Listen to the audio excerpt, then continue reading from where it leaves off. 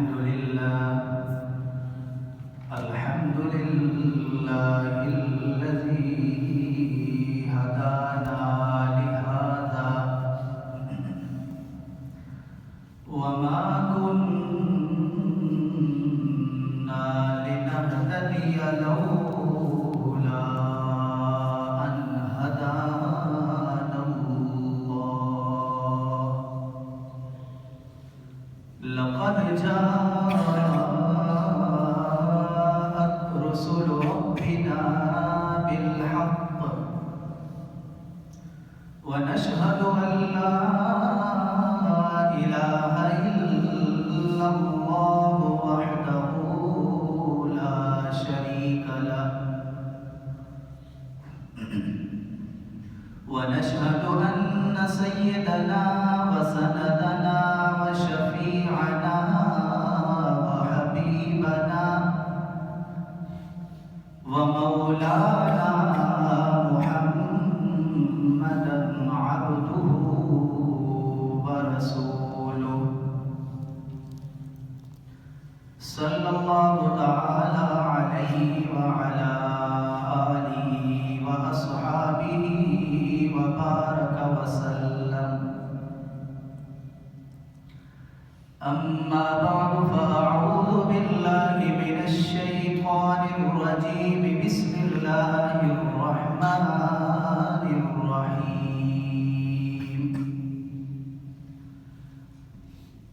واعبدوا الله ولا تشركوا به شيئا وبالوالدين إحسانا وبذي القربى واليتامى والمساكين والجار ذي القربى والجار الجنب والصاحب بالجنب وابن السبيل وما ملكت أيمانكم آمنت بالله صدق الله العظيم سبحانك لا علم لنا إلا ما علمتنا إنك أنت العليم الحكيم.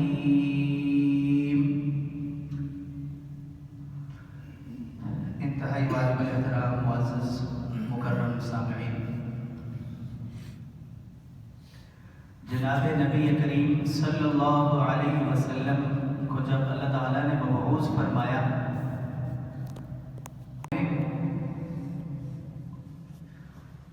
تو انتہا درجے کی ذہنیتیں پائی جاتی تھیں. ایک انتہا تو یہ تھی کہ کچھ لوگ دنیا کے معاملات سے، معاشرت سے، گھریلو زندگی سے اس قدر لا تعلق ہو کر دور جاتے تھے کہ وہ پہاڑوں اور غاروں میں عبادت کر کے زندگی گزارتے. اس کو رہبانیت کہتے، وہ ان کو راہب کہا جاتا. آپ علیہ السلام نے اس انتہا کی حوصلہ شکنی فرمائی ہے کہ لا رہبانیت فی الاسلام. اسلام میں رہبانیت نہیں ہے کہ آپ سب کچھ چھوڑ چھاڑ کر کسی غار میں، پہاڑ میں، کسی کنارے پہ چلے جائیں اور معاشرت سے، لوگوں سے اور معاملات زندگی سے بالکل لا تعلق ہو جائے. یہ اسلام میں نہیں. اور دوسری انتہا یہ تھی کہ ایک تو یہ کہ وہ اللہ کے نام پر سب کچھ چھوڑ کے چلے جاتے، اور دوسری انتہا یہ کہ ایک طبقہ بالکل اللہ سے بیزار، یعنی ایک وحدہ لا شریک ان کا ہے ہی نہیں، وہ شرک کی راہ پر چل پڑے. آپ علیہ السلام نے اس کی بھی حوصلہ شکنی فرمائی کہ یہ نہیں، شرک کسی صورت بھی گوارا نہیں. تو یہ دو انتہائیں.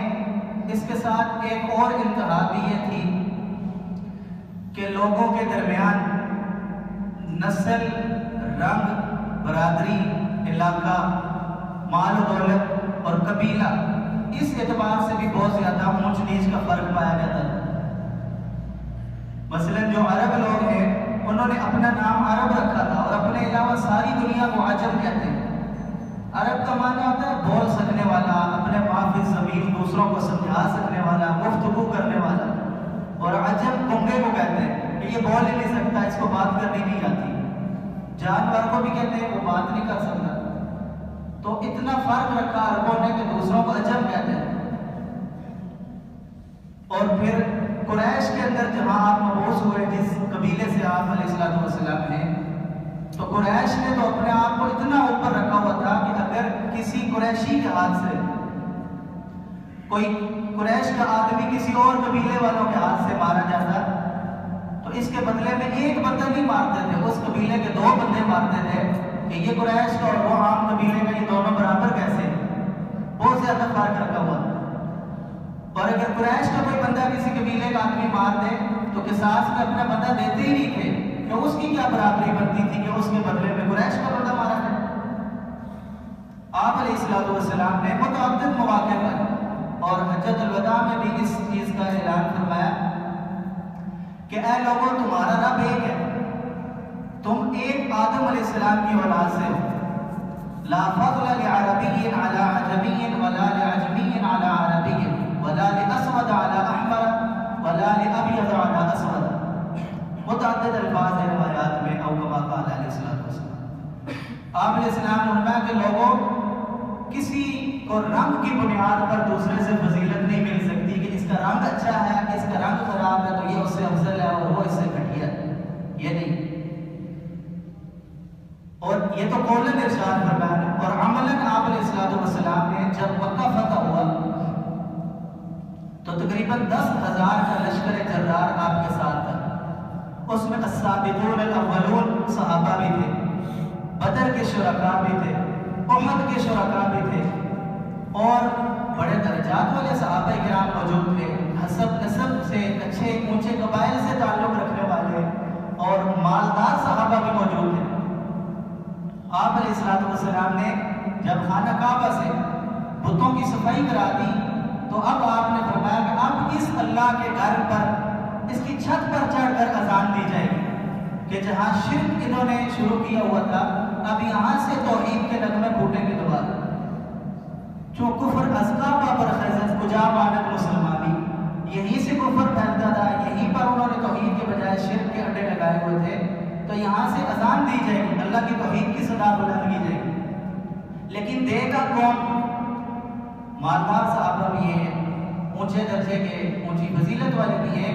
لیکن آپ علیہ الصلوۃ والسلام نے فرمایا کہ بلال کو بلاؤ جو حبشے سے آئے، وہ اذان دے. اور اس موقع پر جو کافر موجود تھے وہ منظر دیکھ کر کوئی اپنی انگلیاں کاٹ رہا ہے، کوئی دوسرے کو کہتا ہے یار شکر ہے میرا باپ مر گیا، میں تو یہ بےزتی برداشت کر رہا ہوں، وہ کیسے کرتا. اس قسم کی باتیں بول رہے کہ ایک غلام کو کیوں اوپر چڑھا دیا. یہ دراصل آپ علیہ السلام نے عملاً پریکٹیکل کر کے یہ سبق دیا کہ رنگ کے اعتبار سے کون اونچا نیچا ہوتا ہے، قبیلے کے اعتبار سے، حسب نسب کے اعتبار سے کیا فرق پڑتا ہے. پھر فرمایا الا بالتقوی، ہاں اپنے اعمال کردار کی بنیاد پر کوئی بندہ دوسرے سے آگے نکل سکتا ہے کہ کون وہ کام زیادہ کرتا ہے جو اللہ کو اچھے لگتے ہیں اور کون ان کاموں سے زیادہ بچتا ہے جو اللہ کو اچھے نہیں لگتے. تو آپ علیہ الصلوۃ والسلام نے اس پر لایا.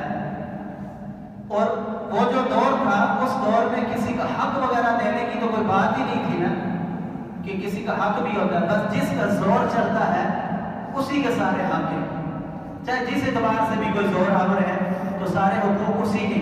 آپ علیہ الصلوۃ والسلام نے اس چیز کی حوصلہ شکنی فرمائی. قرآن کریم کی جو آیت کریمہ میں نے خطبہ میں پڑھی ہے، یہ 5ویں پارے میں سورہ نساء کی 36 نمبر آیت ہے. اللہ تعالیٰ نے ارشاد فرمایا وَعْبُدْ. اس ایک آیت میں اللہ تعالیٰ نے 10 حقوق بیان فرمائے. آج کی دنیا حقوق کی بات ضرور کرتی ہے لیکن وہ صرف انسانی حقوق ہیں، یعنی مخلوق کے حقوق ہیں، جانوروں کے حقوق ہیں، کتوں بلوں کے حقوق ہیں. کوئی خالق کے حقوق کی بات کیوں نہیں؟ جس نے پیدا کیا اس کے بھی کوئی حقوق ہے نا. جبکہ آج کا فلسفہ صرف اور صرف انسانوں کا اور مخلوق کا حق مانتا ہے. قرآن کریم نے اس آیت میں 10 حقوق بیان کیے ہیں. پہلا حق اللہ کا بیان کیا کہ وہ خالق ہے، وہ مالک ہے، اس کا حق سب سے پہلے.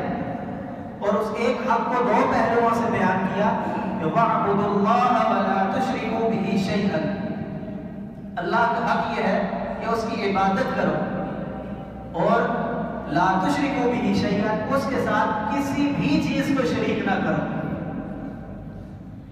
اس کے کام مخلوق میں مت تقسیم کرو، اس کی صفات میں کسی کو شریک نہ کرو۔ تو یہ پہلا حق اللہ تعالیٰ کا ہو گیا، عبادت کرنا اور کسی کو شریک نہ کرنا۔ اس کے ساتھ آگے 9 حقوق ہیں جو حقوق العباد سے تعلق رکھتے ہیں۔ وَبِالْوَالِدَيْنِ إِحْسَانًا، پہلا حق ان میں بیان کرنا ہے کہ والدین کے ساتھ احسان کرو۔ احسان کے کئی معنی ہوتے ہیں عربی لغت میں، ایک معنی خرچ کرنا بھی ہوتا ہے، ایک معنی اچھا سلوک، تابعداری، فرما برداری، خدمت، ہر بات جائز حدود کے اندر رہتے ہو، ہر بات ان کی ماننا، والدین کے ساتھ اچھا سلوک کرنا۔ قرآن کریم میں تقریباً 5 مقامات پر اللہ تعالیٰ نے والدین کے ساتھ سلوک کو اپنی عبادت کے ساتھ جوڑ کر بیان کیا کہ جتنی اہمیت اللہ کی عبادت کی ہے اتنی ہی اہمیت والدین کے حقوق کی بھی ہے، بالخصوص جب وہ عمر کے اس حصے میں ہوتے ہیں کہ ان کو سہارے کی ضرورت ہوتی ہے کہ کوئی ہمیں سنبھالے۔ اس کے بارے میں تو حدیث میں بھی فرمایا، آپ نے فرمایا کہ ہلاک ہو جائے، خاک آلود ہو جائے، مر جائے اور رگڑا جائے وہ شخص، پوچھا کون یا رسول اللہ؟ میں جس کے والدین دونوں یا ایک بوڑھے اس کے پاس ہوں اور ان کی خدمت کر کے راضی کر کے جنت نہ کما سکے، یہ پھر کس کام کا یہ ہلاکی ہو جائے۔ تو پہلا حق والدین کا یہ تفصیلی عنوان ہے۔ دوسرا حق اس آیت میں بیان فرمایا وَبِذِی الْقُرْبَىٰ، رشتہ داروں کے ساتھ اچھا سلوک کرنا۔ حدیث میں آتا ہے کہ قیامت کے دن رشتہ داری کو زبان دی جائے گی اور رشتہ داری پکارے گی کہ اے اللہ جس نے مجھے جوڑا، یعنی اپنے رشتہ داروں سے تعلق رکھا، میل جول رکھا، اچھا سلوک کیا، تو اس کو اپنی رحمت کے ساتھ جوڑ، اور جس نے رشتہ داری کو کاٹا اس کو اے اللہ تو اپنی رحمت سے دور کر دے اور کاٹ دے۔ تو رشتہ داروں کے ساتھ سلوک کے بارے میں آپ علیہ السلام نے فرمایا کہ جس کو یہ دل کرتا ہو کہ اس کی عمر لمبی ہو اور اس کا رزق کشادہ ہو، اس کو چاہیے کہ اپنے رشتہ داروں کے ساتھ اچھا سلوک کرے، میل جول رکھے، قطع تعلق ہی نہ کرے۔ دوسرا حق فرمایا والیتاما، تیسرا حق یتاما، یتیموں کا حق ہے۔ یتیم بلوغت سے پہلے بچہ جس کا باپ مر جائے اس کو کہتے ہیں۔ تو یتیم کے ساتھ اچھا سلوک کرنا یہ اس معاشرے میں اتری ہے کہ جب یتیم کا مال کھائی جاتے تھے لوگ، اور اب بھی ہوتا ہے کئی جگہوں پر جو چھوٹے ہوں جن کا کوئی سنبھالنے والا نہ ہو یا خود ان کو اتنا شعور نہ ہو، دبا لیا جاتا ہے۔ اپنی عبادت کے حکم جس آیت میں دیا ہے اسی میں فرمایا کہ یتیموں کے ساتھ بھی اچھا سلوک رکھو۔ آگے فرمایا والمساکین، اور محتاج جو واقعتاً ضرورت مند ہو، جہاں انسان رہتا ہے اس کو پتہ ہوتا ہے کہ کون ضرورت مند ہے، اور اپنی برادری میں بھی، رشتہ داروں میں بھی، ہر جگہ پتہ ہوتا ہے، ان کے ساتھ بھی اچھا سلوک کرو۔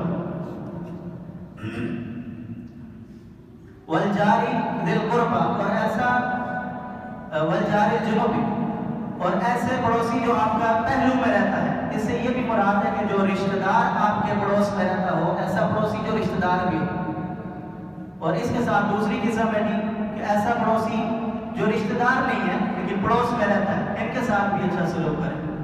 وابن السبیل، اور مسافر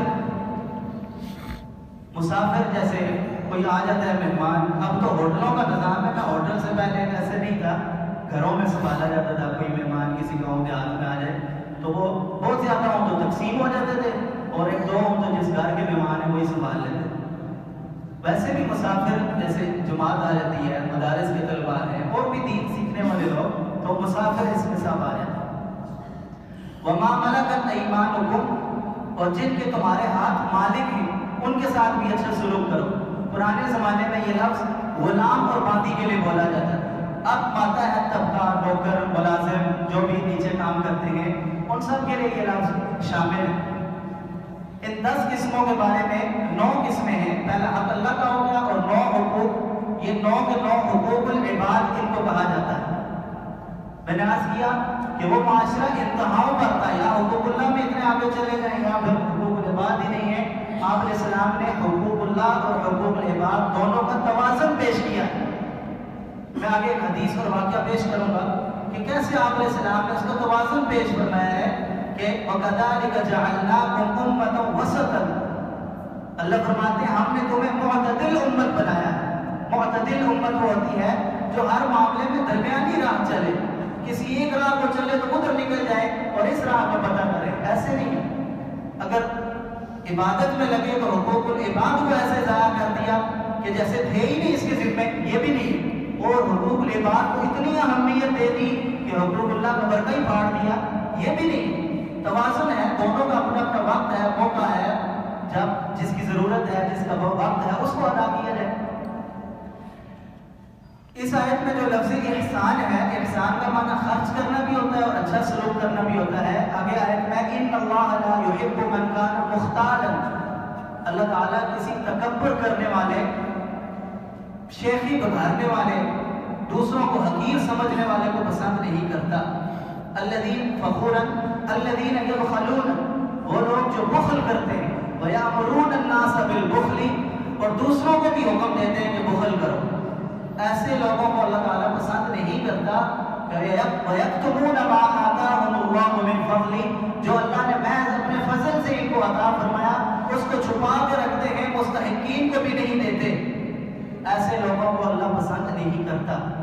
ظاہر ہے جس کا حق ہے اور وہ جس کے ذمے ہے وہ دبا کے رکھے گا تو کیوں اللہ تعالیٰ اس کو پسند کرے گا؟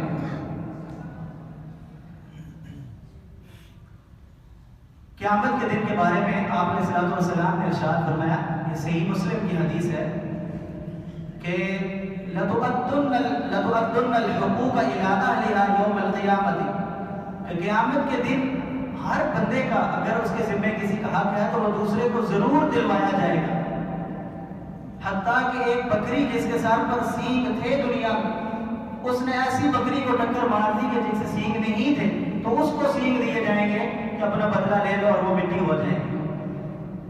تو یہ جو حقوق ہیں جو کسی کو دبا کر بیٹھ جاتا ہے، ایسے لوگوں کو تو اللہ تعالیٰ پسند بھی نہیں کرتا اور معاف بھی نہیں کرتا جب تک کہ صاحب حق خود معاف نہ کر دے۔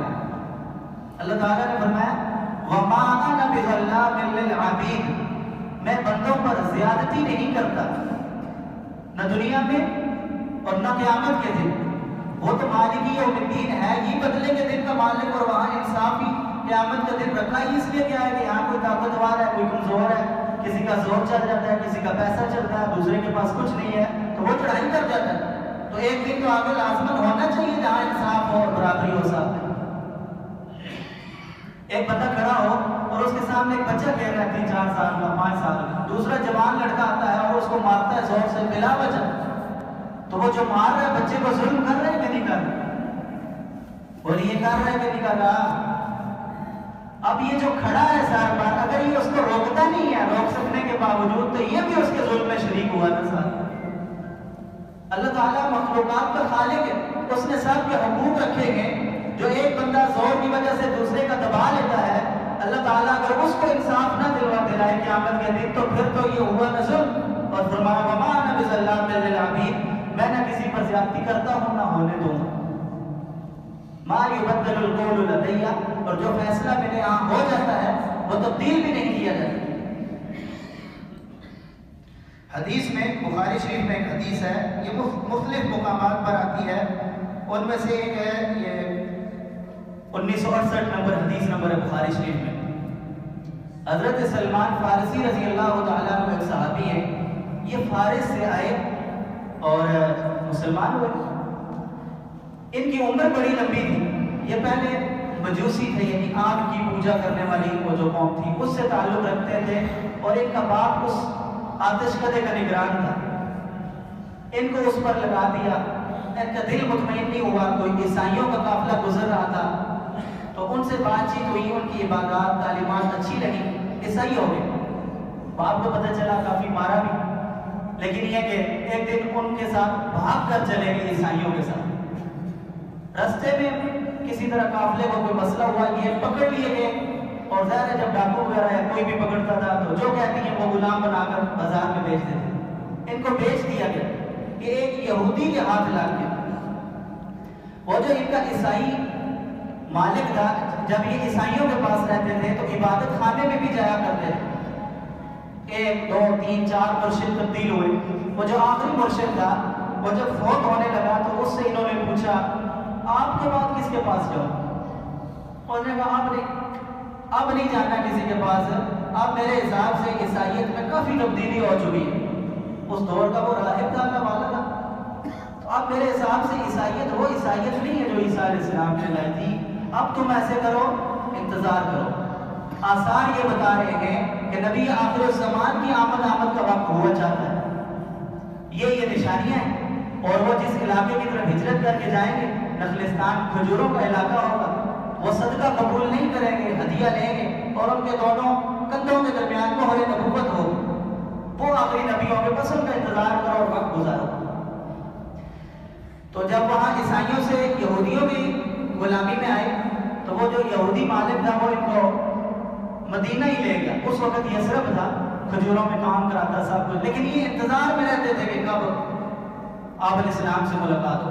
ایک دن یہ درخت پر چڑھے کوئی کام کر رہے تھے کھجور پہ، وہ مالک نیچے بیٹھا تھا. اس کا کوئی دوست آیا اور اس نے کہا کہ یہ بنو کیلا غرق ہو جائے، ایک قبیلے کا، یہ بنو کیلا غرق ہو جائے. وہ ایک مکے سے ایک آدمی آیا ہے، نبوت کا دعوے دار ہے، سارے اس پر دوڑے چلے جا رہے ہیں، اس کے پیچھے بھاگے چلے جا رہے ہیں. انہوں کان کھڑے ہو گئے کہ شاید وہی نہ ہو. نیچے اترا، اس سے پوچھا کیا کہا آپ نے؟ مالک نے ماری اور ایجاب کا کام کر. تجھے کیا لگے جو بھی کہے میرے پاس لوگ آتے ہیں. خیر ایک لمبا واقعہ ہے، اس کا وقت نہیں. میں اس کے آخر میں ایک جملہ ہے اس کی طرف آنا چاہتا ہوں. حضرت سلمان فارسی رضی اللہ عنہ نبی علیہ السلام کی خدمت میں حاضر ہوئے. آپ علیہ السلام کو کچھ دیا مال میں، یہ صدقہ ہے. آپ علیہ السلام نے لیا اور جو صحابہ صفہ موجود تھے فرمایا آپ لوگ بانٹ کے کھا لو، میں صدقہ نہیں کھاتا. پہلی نشانی تو پوری ہو گئی. پھر مجھے ایسے بعد آئے، تھوڑا مال دیا، یا رسول اللہ آپ کے لیے ہدیہ ہے. آپ نے ہاں بھائی لاؤ ہدیہ. خود بھی اس میں سے تناول فرمایا، جو حاضرین تھے ان کو بھی دیا. انہوں نے کہا یہ دوسری بھی ہو گئی. پھر تیسری کی تلاش میں تھے. ایک دن نبی صلی اللہ علیہ وسلم کسی جگہ بیٹھے تھے، باہر کھلی جگہ میں. سلمان فارسی آئے اور ایسے گھوم کے پیچھے سے آنے لگے دیکھنے کے لیے. آپ علیہ السلام نے کہا اور جان کر آپ نے چادر پیچھے کی طرف تھوڑی سرکا دی، چادر ڈالی تھی، چادر پیچھے سرکا دی. انہوں نے دیکھا کہ مہر نبوت ہے، چوم لیا اور اس وقت کلمہ پڑھ کے مسلمان ہو گئے کہ میں نے واقعتاً 3 نشانیاں پا لی ہیں کہ آپ ہی نبی آخر الزمان ہیں. اب یہ مہاجر تھے، مدینہ میں آئے تھے، ان کا کوئی تھا نہیں. آپ علیہ السلام نے جو مکہ سے ہجرت کر کے لوگ مدینہ آئے تھے، ایک انصاری اور ایک مہاجر کو بھائی بھائی بنا دیا تھا. شروع میں میراث کا قانون نہیں تھا تو اس وقت نظام چلانے کے لیے مواخات کا نظام بنایا گیا، یعنی ہر ایک مہاجر ایک انصاری کے ذمے میں ہے، اس کو گھر لے جائیں، رکھیں بھی، رہائش بھی دیں، کھانا بھی دیں، سب. حضرت سلمان فارسی رضی اللہ تعالیٰ عنہ حضرت ابو دردہ رضی اللہ تعالیٰ عنہ کے حصے میں آئے. ان دونوں کو بھائی بنا دیا گیا. دلچسپ بات یہ ہوئی کہ حضرت ابو دردہ رضی اللہ عنہ نوجوان آدمی تھے اور حضرت سلمان فارسی رضی اللہ عنہ کافی طویل عمر کے تھے. 10 مالکوں سے بک کر یہاں پہنچے تھے. وہ کافی طویل عمر تھی اور جہاں دیدہ شخصیت فارس، کام، موصل، عراق، نصیبین، ترکی، اموریہ اور مکہ مدینہ، اور یہاں پہنچے تو کافی جہاں دیدہ شخصیت. اور جب یہ حضرت ابو دردہ رضی اللہ عنہ کے ساتھ، تو حضرت ابو دردہ کی بیوی تھی ام دردہ اس کو کہتے ہیں، گھر گئے تو حضرت سلمان فارسی نے دیکھا گھر سارا بکھرا پڑا ہے، کوئی صفائی نہیں ہے. وہ خود بھی ایسے متبدل رہتا ہے، بالکل ایسے پرانے سے کپڑوں میں ہے وہ عورت بھی. حضرت سلمان فارسی رضی اللہ تعالیٰ پوچھا ماشاء اللہ کی یہ کیا حال چال ہے؟ عورت جہاں ہوتی ہے پتہ چلنا چاہیے کہ عورت ہے، کام کیا ہے، صفائی ہوئی ہے، چیزیں پڑی ہے. اور خود عورت کی فطرت ہے، اللہ پاک نے اَوَمَن يُنَشَّأُ فِي الْحِلْيَةِ، اس کی فطرت رکھی ہے کہ وہ چیزوں کو بناتی، سنوارتی، اچھی طرح رکھتی ہے بھائی. تو پوچھا یہ کیا ہے؟ اس نے کہا کہ آپ کا یہ جو بھائی ہے نا ابو دردہ، یہ ایک فقیر اور غلام ٹائپ آدمی ہے، اس کو نہ کوئی مجھ سے لین دین ہے، عورت کس کے لیے بنتی سنورتی ہے، اس کو کوئی تعلق ہی نہیں ہے، اس کا لین دین ہی نہیں، تو میں نہیں بس نہ بنتی ہوں نہ بناتی ہوں، نہ سنورتی ہوں نہ سنوارتی ہوں. میں نے کہا ٹھیک ہے دیکھا جائے. حضرت ابو دردہ رضی اللہ تعالیٰ عنہ کی ترتیب یہ تھی کہ پورا ہر دن روزہ رکھتے، جب سے اسلام قبول کیا روزے رکھنے شروع کر دے. اور رات بھر نفلیں پڑھتے رہتے ہیں، تو ظاہر اور دنیا سے بالکل بے تعلق اور ایک زہد کے اعلیٰ درجے پر زندگی پہنچ چکی ہے۔ حضرت سلمان فارسی رضی اللہ عنہ نے دیکھا کہ جب دن کو دسترخوان لگا ہے تو اس سے حضرت ابو درداء رضی اللہ عنہ نے فرمایا کہ آئیں آپ بھی، انہوں نے فرمایا کہ میرا روزہ ہے۔ حضرت سلمان فارسی رضی اللہ عنہ کہا آ جائیں کھانا کھائیں میرے ساتھ، ورنہ میں بھی نہیں کھاؤں گا۔ اب شریعت کا حکم یہ ہے نا کہ جہاں فرض ہے نا، فرض یا واجب، وہ حقوق اللہ میں وہ مقدم ہے، لیکن جہاں نفل چیز ہے تو وہاں حقوق العباد کو مقدم کریں گے۔ اب نفلی روزہ تھا تو انہوں نے کہا توڑے میرے ساتھ، روزہ توڑ کے کھانا کھائیں۔ حضرت ابو درداء رضی اللہ عنہ روزہ توڑا، کھانا کھا لیا۔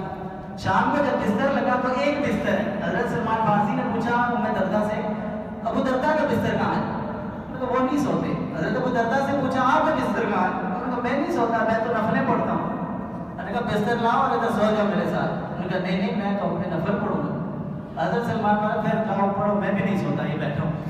حضرت ابو درداء نے بستر لایا، خیر لیٹے، تو حضرت سلمان فارسی ان کے انتظار میں جب ایسے ہی آنکھیں بند تھیں، جب دیکھا اٹھ رہے ہیں کدھر اگر نفل پڑھنے، میں نفل نہیں ادھر لیٹے، میں بھی پڑھوں گا جب ٹائم آئے گا پڑھیں گے۔ ایک دو دفعہ ہوا پھر وہ سو گیا حضرت ابو درداء۔ جب آخری پہر ہوا نا حضرت سلمان فارسی نے جگایا بھائی اٹھو نفل پڑھے، اور ساری بات ہو گئی۔ حدیث کافی طویل ہے اور مختصر یہ ہے کہ چلتے ہوئے نا حضرت سلمان فارسی نے فرمایا بات سنو، ان لربک علیک حقا ولعینیک علیک حقا ولنفسک علیک حقا ولزوجک علیک حقا ولزورک علیک حقا ولزورک علیک حقا فاعط کل ذی حق حقہ، کہ اللہ کے بھی حقوق ہیں، آنکھوں کے بھی حقوق ہیں، جسم کے بھی کوئی حقوق ہیں، بیوی کے بھی حقوق ہیں، مہمان کے بھی حقوق ہیں۔ ہر حقدار حق پہچانو اور اس کے موقع پر اس کو ادا کرو۔ چلے فجر کی نماز پڑھی، ان کا گھر تھوڑا دور تھا تو رات ہوتا ہوا کہ فجر نبی علیہ السلام کے پیچھے پڑھیں گے، تو فجر پڑھی۔ آپ علیہ السلام کا معمول یہ تھا کہ فجر کے بعد مقتدیوں کی طرف منہ کر کے اشراق کر بیٹھتے تھے، کوئی گھنٹہ سوا گھنٹہ بن جاتا تھا۔ اس میں کوئی خاص عبادت نہیں تھی، کبھی کوئی وحی آئی رات کو وہ سنا دی، کسی کا خواب پوچھ لیا یار، اور جو بھی متفرق باتیں ہوتی تھی کھلی کچہری سمجھ لیں سب باتیں چلتی تھی۔ آپ علیہ السلام نے پوچھا ہاں بھائی ابو درداء آپ بھی آئے ہو، کیسا پایا اپنے بھائی کو؟ انہوں نے کہا حضور یہ ماجرا ہوا سارا، ایک تو میرا روزہ بھی چھڑوا دیا، عبادت بھی چھڑوا دی، اور آتے ہوئے یہ فرمایا فاعط کل ذی حق حقہ۔ حضور نے فرمایا صدق سلمان۔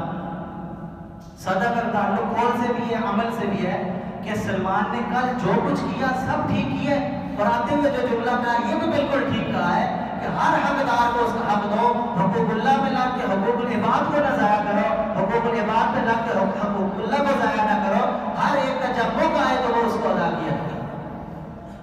تو اس آیت کریمہ اور حدیث مبارکہ کی روشنی میں نے عرض یہ کیا کہ حقوق اللہ اور حقوق العباد میں ہمیں توازن رکھنا چاہیے۔ جب نماز کا وقت ہے تو تب نماز ہی ہے، پھر کوئی دکان چل نہیں ہے۔ جب رمضان ہے تو روزے ہی ہے، پھر کچھ اور نہیں ہے۔ جس پر حج فرض ہے حج ہی ہے، پھر شادی مدین یہ نہیں ہے۔ اور پھر جب حقوق العباد کی باری آتی ہے تو پھر جب والدین بوڑھے تو پھر حقوق العباد ہے، پھر دوست نہیں۔ پھر جب کوئی محتاج ہے تو پھر شادیوں پہ نہیں اڑانے، پھر انہیں محتاجوں کے اوپر لگانے۔ تو ان تمام حقوق میں توازن کے ساتھ ہمیں چلنا چاہیے تاکہ قیامت کے دن معاذ اللہ وہ حدیث ہم پر فٹ نہ آئے جو صحیح مسلم میں آتی ہے۔ آپ علیہ السلام نے پوچھا کہ مفلس کون ہوتا ہے؟ صحابہ نے کے پاس جس پر درہم دینار نہ ہو، آپ فرمایا میری امت تو مفلس وہ ہے جو قیامت کے دن نماز، روزہ اور زکوٰۃ ان تینوں چیزوں کا نام ہے مسلم شریف میں، نماز، روزہ، زکوٰۃ کی نیکیاں لے کر آئے گا، لیکن حقدار اتنے کھڑے ہو جائیں گے، اس کو برا کہا، اس کو مارا، اس کا مال دبایا، ان سب کو دے دی جائیں گی نیکیاں، پھر بھی بچے ہوں گے تو ان کے گناہ اس پر لاتے جائیں گے، فطرح فی النار، اس کو جہنم میں ڈال دیا جائے گا۔